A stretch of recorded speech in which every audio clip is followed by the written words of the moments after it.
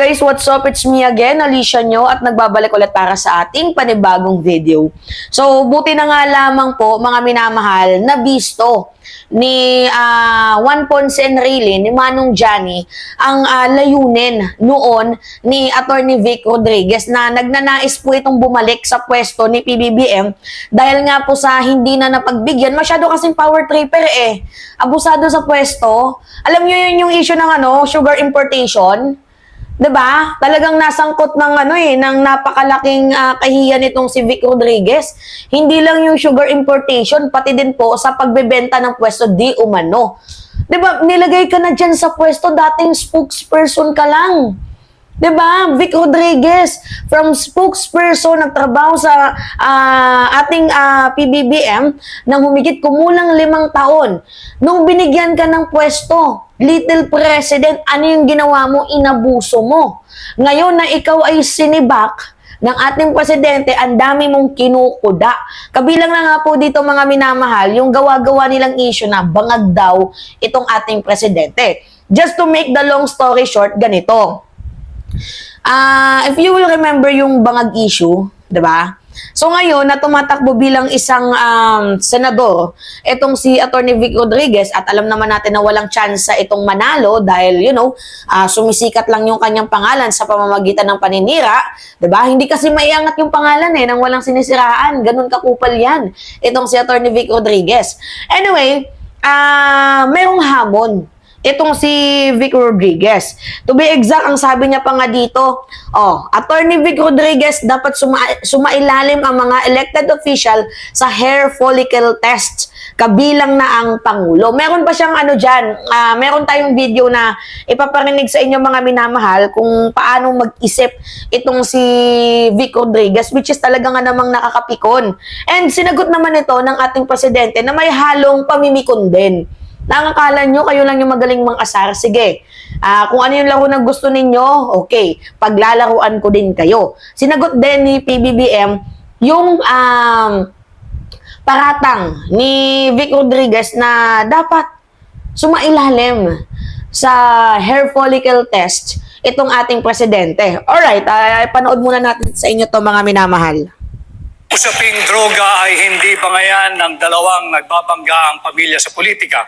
Ito ay tunay na nangyayari at nagaganap sa ating bansa. Kaya ako ay naninindigan na dapat sumailalim ang lahat ng opisyal ng pamahalaan at simulan natin sa tanggapan ng Pangulo para matapos na ang istoryang ito sapagkat ito'y interes ng lahat ng Pilipino. Sumailalim na sa isang open, fair, transparent, and credible hair follicle drug test ang lahat.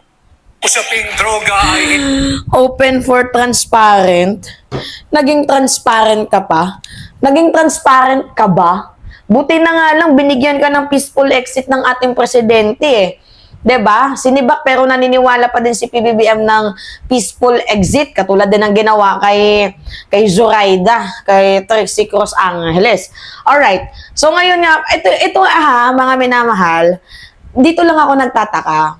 Kasi ini-insist nila na si PBBM bangag, adik, ganyan. Kay mismo, dyan kay Rodriguez, dyan yung tanungin. Nagtrabaho ka for almost 5 years sa ating presidente. Naging spokesperson ka ng ating gobyerno. Pinagtanggol mo si PBBM.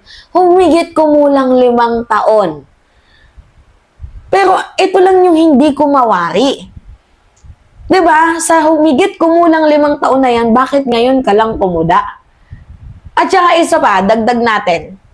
Kung totoong adik itong ating presidente, bakit wala siya doon sa drug matrix ni former President Duterte? At ito yung mas malala. Alam na pala, according to former President Duterte, na itong si PBBM is bangag kuno. Bakit niya hinayaan na makipag-partner yung anak niya na si Sara Duterte dito kay PBBM? At ito yung mas malala. Alam na pala ni former President Duterte na gumagamit di umano si PBBM. Bakit hindi niya kinanta? Bakit niya hinayaan lamang? So, di ba, nahuhuli yung isda sa bunganga? Ibig sabihin, protector ka nga ng mga di umano drug lord. Nakakaloka yun. Di ba? Imagine nyo na lang Alright. Continue tayo. So ngayon, sinagot ni President Bongbong Marcos itong allegation ni Vic. Tama ba? Allegation. Yung gusto niyang mangyari na dapat magpa-hair follicle test daw ang presidente, simulan sa tanggapan ng Pangulo, eklabush, blah, blah, blah. Sinagot ni PBBM. Sabi niya, no. Why should I do that? What this saying, public trust, public office, public has nothing to do with the follicle test. Wala namang connection ang sinasabi niya, to be exact. Yan yung sinabi ng presidente at meron pa diyang dagdag. Tanungin nyo, nagtrabaho sa kanya ng 5 taon, diba? O ba't ngayon lang kumuda? O, yan yung dagdag ni PBBM. Nawala yung video ko. Pero yan po yung karugtong. Mga minamahal, na nalulobat na si Mima kaya naan ulit yung ano natin. Yan po yung karugtong ng sinabi ng presidente. Tama nga naman. Diba? Nagtrabaho ka. At saka beside kapag sinunod ni PBBM, yung gustong mangyari, itong mga kupal na mga DDS na to, ibig sabihin yung presidente underdog, asu-asuhan. Ngayon, ibalik natin yung tanong dito kay Vic Rodriguez. Kasi 'di ba sinesampatyahan niya itong si former President Duterte. Nung sinabi ba namin na maglabas ng sala nitong si Digong? Naglabas ba? 'Di ba wala? Napilit ba natin? 'Di ba wala? Kasi karapatan niya 'yun eh. So karapatan din ng ating Pangulo, ng ating gobyerno, especially mismo ng ating presidente, kung magpa-hair follicle test man siya or hindi. 'Di ba? Karapatan niya 'yun. At beside, makikita naman ninyo, mga minamahal, noong panahon ng eleksyon, nagpa-drug test na yan.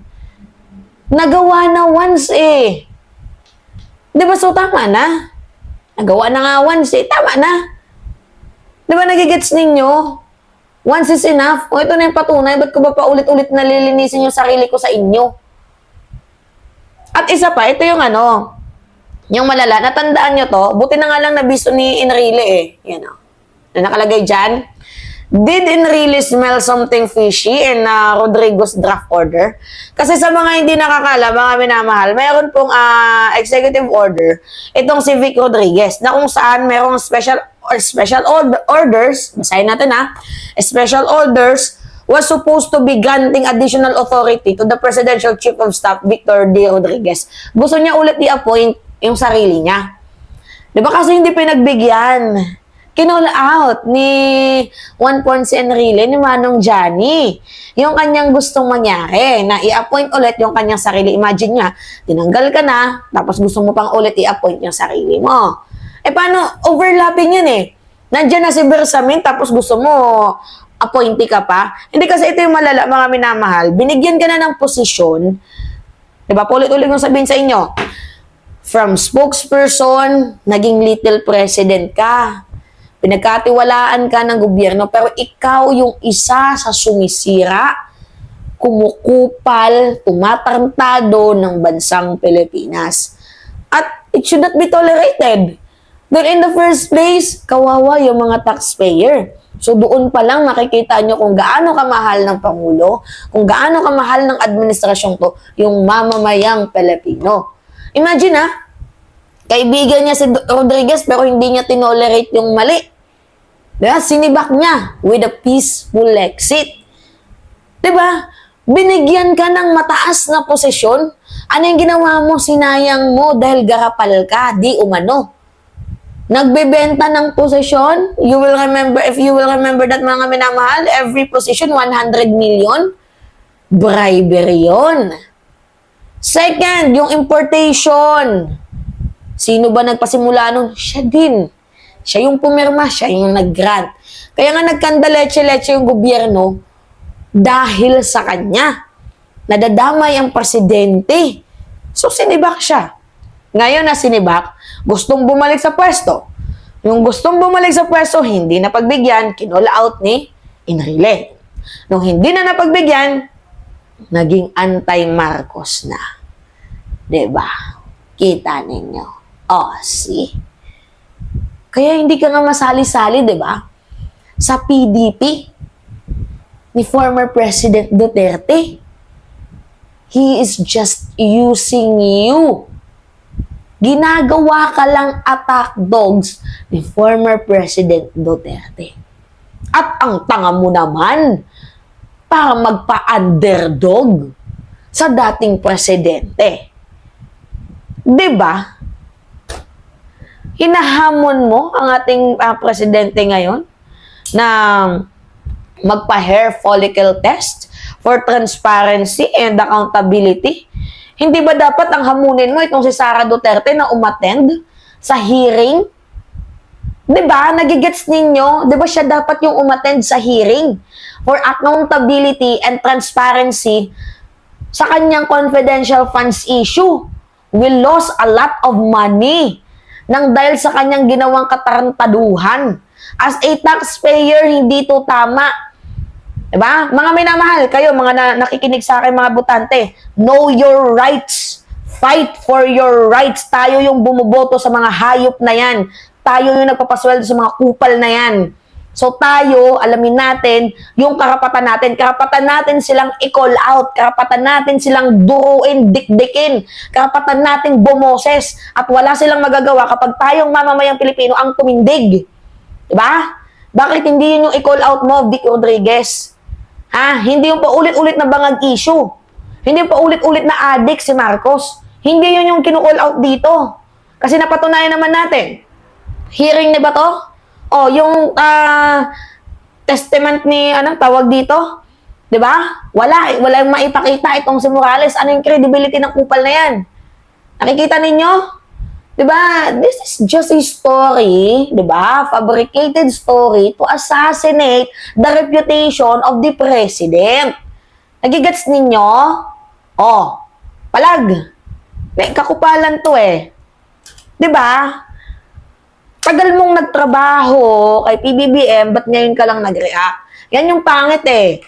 'Di ba? Nakita ka kasing gumawa ng kasalanan, hindi pwedeng i-tolerate yon. Anong tingin mo sa ating gobyerno? 'Di ba? Mapupuno tayo ng mga buhaya dito. Tangina, mga minamahal, imagine nyo ha. Bilang taxpayer, masakit yun.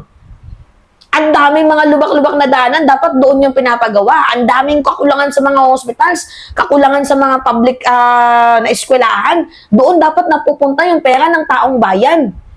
Kaso ano yung ginagawa ninyo? Binubulsa ninyo, mga hayop kayo. Diba? Pinapahirapan nyo kami mga Pilipino. Kaya nga nagmahal yung brown sugar noon, diba? Dahil sa'yo. Ang ina ka. Inis ako. Dapat ikaw yung yung hair follicle test eh. Although okay, sige, sabi natin, nagpa-hair follicle test siya. 'Di ba? Pero yung issue dito, the fact na paulit-ulit na yan, hindi pa ba kayo tapos? Hakbang ng maisog and up to this moment, yan pa din yung ini-insist ninyo, hair follicle test. Uy, be, nandito na yung issue, bicameral na yung issue ninyo, 'di ba? Yan yung i-portion ninyo. Oh, may blank papers, may blank documents. Yan yung i-portion ninyo. Nakakaloka. Diba? Oh. Anyway, mga minamahal. So, yun po. Stress ako. So, pahingin lang po ako ng likes. Yan. I-likes niyo tong video na to. Diretso na din comment. Oo, sabay-sabay tayong maglabas ng hinanakit ng sama ng loob. Tapos, i-click nyo yung subscribe.